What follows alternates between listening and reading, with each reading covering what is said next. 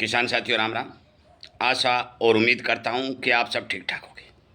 साथियों, हम चर्चा करने जा रहे हैं नरमा की फसल पर, नरमा के भाव के ऊपर, नरमा की रोग बीमारी के ऊपर और उनकी रोकथाम के ऊपर। मैं जो इस वीडियो में आपको जानकारी देने जा रहा हूं, देखिए 3 विषयों पर चर्चा हो रही है। पहला है नरमा की बिजाई कितनी हुई है, क्योंकि बिजाई के कंप्लीट डाटा आ चुके हैं। दूसरा है नरमा के अंदर कौन कौन से रोग अब मौके के ऊपर प्रभावी तरीके से नुकसान करने की संभावना दिखाई दे रही है। और तीसरा है भाव कितने बढ़ सकते हैं। साथियों, पहली बात तो मैं आपको स्पष्ट करके बता देता हूं कि जो जानकारी हम देते हैं आपको सावधान करने के लिए, आपको सचेत करने के लिए, आपका ज्ञान बढ़ाने के लिए ये बातें वीडियो के माध्यम से पहुंचाई जा रही हैं। और इसीलिए कहते हैं कि हम जो शाम को 8 बजे से लाइव चलाते हैं, 1 घंटा के लिए लाइव सेशन चलता है, उसमें जुड़ने की भी बात कहते हैं, शेयर करने की भी बात कहते हैं, और यदि आपको भी ये जानकारियाँ मिलती रहें तो आपको सब्सक्राइब करने की भी बात कहते हैं। साथियों, बात पहले बिजाई की करते हैं। मैं आपकी जानकारी के लिए बता दूं कि नरमा की बिजाई के शुरुआती तौर पर जो आंकड़े आए, जो चाहे हरियाणा का हो, महाराष्ट्र, मध्य प्रदेश, गुजरात, तमिलनाडु, जितने भी राजस्थान, भारी भरकम बिजाई घटने के आंकड़े हमारे पास पहुंचे थे। परंतु अब बाजार में एक भ्रम फैलाने के लिए एक ढिंढोरा पीटा जा रहा है कि नरमा की बिजाई पिछले साल के बराबर हो गई। पहले तो मैं इस बात का खुलासा कर दूं साथियों, हरियाणा के अंदर जो डाटा हमारे पास आए, 4 लाख हेक्टेयर बिजाई घटने के समाचार थे और उस टाइम हरियाणा में बिजाई का समय समाप्त हो चुका था।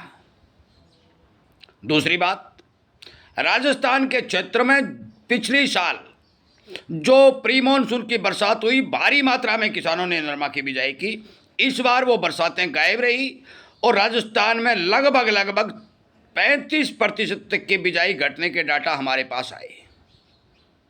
गंगानगर, हनुमानगढ़ एरिया में कुछ बिजाई बढ़ी, परंतु ओवरऑल जो बीकानेर, जहाँ मतलब पूरे देश में, पूरे राजस्थान में लगभग ट्यूबवेलों का जो सिस्टम बना हुआ है उसमें नरमा की बिजाई होती है। तो लगभग 30 और 35% बिजाई घटने के समाचार हमारे पास थे। और हरियाणा, पंजाब और राजस्थान तीनों क्षेत्रों के अंदर जिस टाइम हमने आपको बताया था, बिजाई का समय समाप्त हो गया था, क्योंकि यहाँ नहरी बिजाई होती है। अब बात करते हैं कर्नाटक है, मध्य प्रदेश, महाराष्ट्र, गुजरात, तमिलनाडु। साथियों, मैं आपको स्पष्ट तौर पर बता देता हूँ, आप माने या ना माने वो आपकी मर्जी है। बिजाई किसी भी तरह के बढ़ने के समाचार हमने तमाम राज्यों के किसानों के साथ बात की है। कहीं भी भारी भरकम बिजाई नहीं बढ़ी है, क्योंकि बरसातें खंड वर्षा हुई हैं। कई जगह तो मान के चलो खेत खाली हैं, ये बात हम स्पष्ट कर देते हैं। और नरमा की बिजाई बढ़ने के कोई भी किसी भी प्रकार के चांस नहीं है। पिछले साल से लगभग कुछ बढ़ी है, ये नहीं कहते कुछ बरसातों से बिजाई कुछ बढ़ी है, परंतु पिछले साल के बराबर बिजाई होने के कोई समाचार नहीं। लगभग पिछले साल से पहले तो लगभग बहुत ज़्यादा कम थी, परंतु कुछ रिकवर होकर के 20% तक की बिजाई हमारे को नरमा की कम होने के समाचार मिल रहे हैं। अब हम बात करते हैं रोग बीमारी पर। साथियों, नरमा की फसल में मौके के ऊपर 2-3 जीव प्रभावी रूप से असर कर रहे हैं। पहला क्या है? गुलाबी सुंडी, क्योंकि ये भारी नुकसान करता है। फूलों के अंदर फूल, सफ़ेद फूल जो लगते हैं, लगने शुरू हो चुके हैं, इसका प्रकोप बढ़ने की संभावना है। दूसरा थिरप कुछ दिन चलेगा, लगभग 15-20 दिन तक इसका प्रकोप और रहेगा, फिर थिरप अपने आप चला जाएगा। तीसरा है सफ़ेद मक्खी, जहाँ बरसातें कम है वहाँ सफ़ेद मक्खी का अटैक भी है। और चौथा है हरा तेला। हरा तेला के कारण भी नरमा को काफ़ी नुकसान होता है। रसचूसक कीट है। ये 4 बीमारियां मौके के ऊपर नरमा के अंदर प्रभावी रूप से नुकसान करती हुई दिखाई दे रही हैं। मैं इन चारों बीमारियों को रोकने के लिए जो स्प्रे पहले भी बता चुका हूं, इस वीडियो में भी बताने जा रहा हूं। सुन लें, ध्यान करके सुन लें। आपको लेना क्या है? आपको लेना है सबसे पहले पंसारी की दुकान से रिट्ठा। गुठली अलग निकालनी है, उसका छिलका उबालना है या गाड़ना है। 2 दिन 3 दिन पानी में डबोगे तो वो छिलका अर्क निकाल देगा। उसी छिलके को आप 2 या 3 बार प्रयोग कर सकते हो। कितना लेना है? 1 हेक्टेयर के लिए 2.5 किलो रिठा लेना है। और 1 हेक्टेयर के जो 2.5 किलो रिठा लोगे, उसमें लगभग आपका 1.5 किलो छिलका निकल जाएगा। 1.5 किलो छिलके का अर्क लेना है। 1 हेक्टेयर की बता रहा हूँ। दूसरा लेना है पंसारी वाला नीम का तेल। पंसारी वाला नीम का तेल यदि आप खरीदोगे तो उसको चिकनाई तोड़ने के लिए, काफ़ी किसान कर भी रहे हैं, आपने आसपास के किसानों को पूछ सकते हो आप, उसकी चिकनाई तोड़ने के लिए, क्योंकि वैसे तो वो पानी के ऊपर तैरता रहेगा।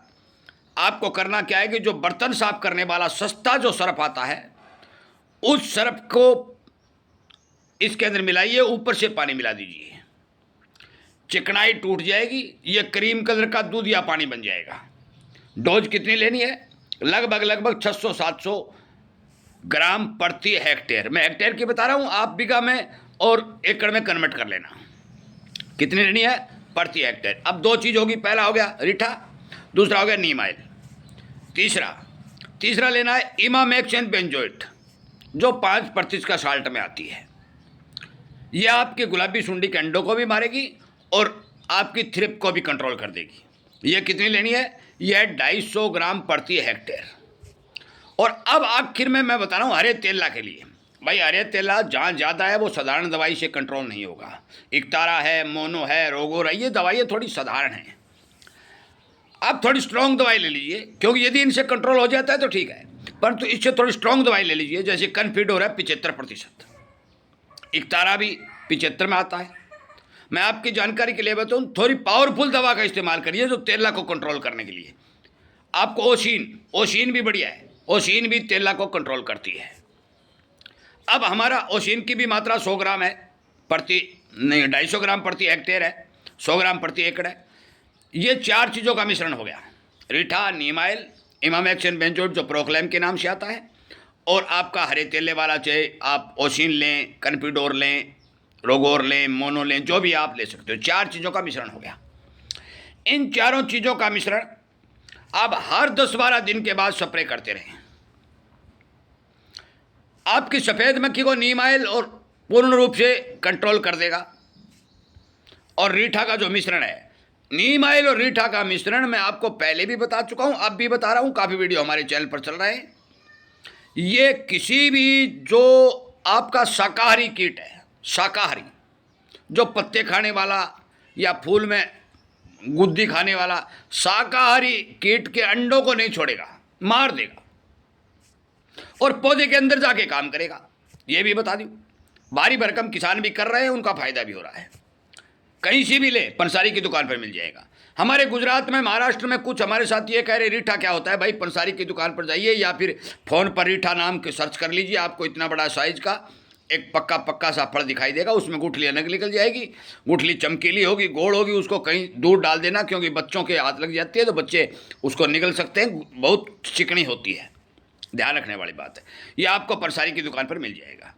रीठा और नीम ऑयल, इमामेक्सिन बेंजोएट, 3 आपके पास साल्ट ऐसे हो गए जो आपके गुलाबी सुंडी को संपूर्ण रूप से कंट्रोल करने का काम करेंगे, सफ़ेद मक्खी को कंट्रोल करने का काम करेंगे, और थ्रिप जो पत्ते को मरोड़ के ऊपर वाला उठाती है, मैंने एक वीडियो भी बना रखा, उसको कंट्रोल करने का काम करेंगे। हरा तेला की दवाई मैं बता रहा हूँ, जो मर्जी ले सकते। चारों चीज़ों का मिश्रण 10-12 दिन के अंतराल पर करते रहें। हमने आपको डोज बता दी, ध्यान से सुनेंगे पूरा समझ आ जाएगा। अब हम बात करते हैं भाव की। साथियों, एक बात का डाटा मैं आपको बता देता हूँ कि भारत के अंदर पूरे साल के अंदर 350 लाख गांठ की आवश्यकता पड़ती है, मतलब 3.5 करोड़ गांठ की। और जो पिछले साल उत्पादन आया, वो उत्पादन आया 260 लाख, 2 करोड़ 60 लाख गांठ। भारी भरकम कमी दिखाई दी, विदेशों से आयात करके मंगाया गया, आपको सबको पता है। फ्री ड्यूटी आयात किया गया, सितंबर तक किया गया, फिर दिसंबर तक किया गया, फिर एक बार 10% ड्यूटी लगाई गई, फिर फ्री ड्यूटी किया गया। इस बार भी वो हालत बनने जा रहे हैं। थोड़ा ध्यान करने समझने वाली बात है। उत्पादन पिछले साल से डाउन रहेगा, ये बात नोट कर लें। पिछले साल हमने तो आपको बताया था कि 260 लाख गांठों का उत्पादन होगा, परंतु एक कृषि मंत्री जो हमारे शिवराज जी, इन्होंने तमिलनाडु में एक मीटिंग की थी, वहाँ विशेषज्ञों ने बताया कि 2.25 लाख गांठ का उत्पादन होगा, और इनका डर बन गया और इन्होंने जल्दबाजी के अंदर फैसला लिया, फ्री ड्यूटी कॉटन मंगवा ली। इन्होंने भारी भरकम कॉटन मंगवाई, पर अब भी मिल वालों के पास और सरकार के पास स्टॉक धीरे धीरे घटता जा रहा है, बहुत निम्न स्तर के ऊपर स्टॉक दिखाई दे रहा है। फसलें आपको मैं बता चुका हूँ, एल नीनो की स्थिति दिखाई देगी, बिजाई कम है, हर जगह जो समाचार मिल रहे हैं फसलों में कमजोरी देखी जाएगी। और जो डिमांड है, मैं आप डिमांड पर बात कर रहा हूँ, अंतर्राष्ट्रीय बाजार में हमारे पास जो समाचार है, नीचे ही नीचे कोई न कोई खेल हो रहा है। और एक बड़ा सौदा मुझे होता हुआ दिखाई दे रहा है। जिस तरह से सोयाबीन की भारी खरीद चीन ने शुरू की है, हमें लगता है कि चीन भारी मात्रा में माल खरीदेगा, क्योंकि 3 साल से चीन की खरीदारी घट रही है। इधर बांग्लादेश ने भी अपनी कॉटन की खरीदारी बढ़ा दी है, यूएस कॉटन की। ये हमारे पास पक्के समाचार हैं। यूएस कॉटन की भारी मात्रा में खरीदारी बांग्लादेश ने बढ़ा दी है, और यदि चीन भी बढ़ा देता है। और एक समाचार इसमें और ऐड करता हूं कि यूएस अमेरिका के अंदर 30% एरिया के अंदर कॉटन की फसल को 10 से 15% नुकसान होने के समाचार हमारे पास आए हुए हैं। देखिए, समय काफ़ी पड़ा है। आगे कोई जानकारी आएगी तो फिर वीडियो के माध्यम से बताएंगे। मैं मौके की जानकारी बता रहा हूँ। आज मौके के हालात ये बता रहे हैं कि नरमा के टारगेट हमने आपको दे रखे हैं कि 9,000 रुपये तो पक्का बिकेगा, ऊपर हम कैसे नहीं सकते। 9,000 रुपये के टारगेट हमें नज़दीक में दिखाई दे रहे हैं, यदि ये सब कुछ ठीक होता है तो। और यदि चीन की खरीदारी बढ़ जाती है, निकल के आती है सही सलामत, बांग्लादेश लगातार माल खरीद रहा है, और यूएस के अंदर जो नुकसान कॉटन फसल को दिखाई दे रहा है, यदि वो बरकरार रहता है तो फिर कॉटन के भाव में कुछ बड़ा होने की संभावना बन सकती है। ये बात थोड़ी ध्यान करने वाली है। हम आगे कोई जानकारी नहीं होगी या आप तक पहुंचाने वाली होगी तो जरूर पहुंचाएंगे। वीडियो हम लगातार बना रहे हैं, और इसीलिए कहते हैं कि आप सुने, समझें और अपने किसानों तक शेयर करें। साथियों, भाव के मामले में हमने जो टारगेट दे रखे हैं वो तो पक्के हैं, 9,000 रुपये। परंतु फेरबदल ये कोई होता है, ये कोई और बड़ा कोई खेल होता है तो हम आपको जरूर जानकारी देंगे। मौके के लिए हम एक बात कह सकते हैं कि 2026 में हम वही पुरानी वाली बात कह रहे हैं कि आपका उत्पादन घटेगा और भाव बढ़ेगा। कृषि जिन्सों में किसी भी जिन्स में हमें मंदी दिखाई नहीं दे रही है। आगे आपकी मर्जी, बेचना, रखना, करना। हमने तो केवल आपको जानकारी देने का, आपका ज्ञान बढ़ाने का जो बीड़ा उठा रखा है, उसके तहत हमने ये वीडियो अपलोड करने का काम किया है, ताकि आपको समय रहते सारी जानकारियाँ मिल सकें। वीडियो सुनने के लिए, शेयर करने के लिए और आपस में किसानों को जोड़ करके प्रेम बढ़ाने के लिए आपका धन्यवाद।